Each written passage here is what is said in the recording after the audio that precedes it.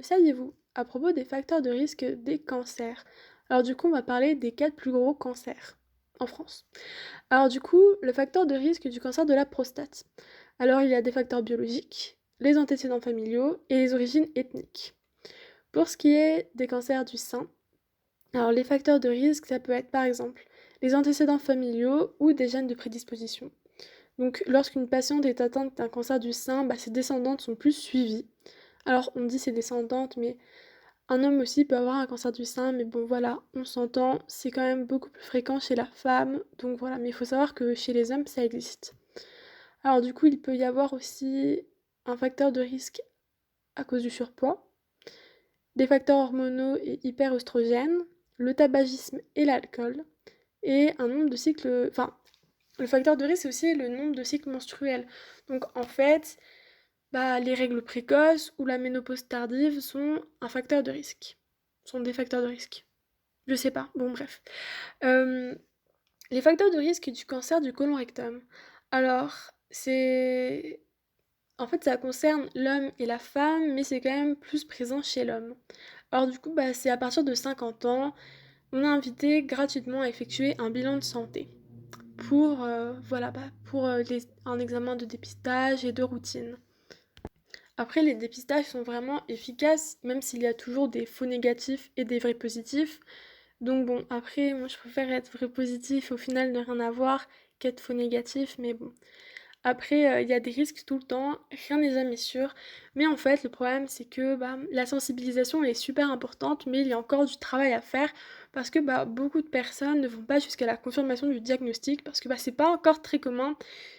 Et puis bon, là dans mon cours, c'est dit que la population française, elle a toujours des résistances pour le dépistage et la vaccination. On le voit en ce moment avec le Covid-19. Bref.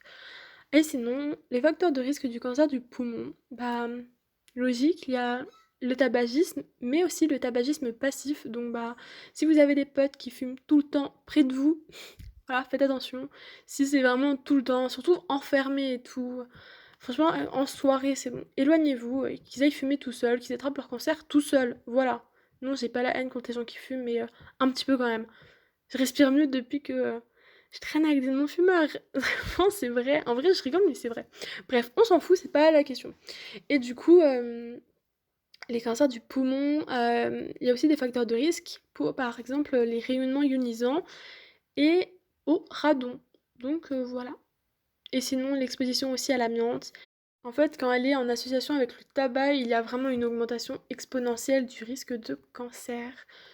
Donc voilà, c'était tout pour le saviez-vous du jour.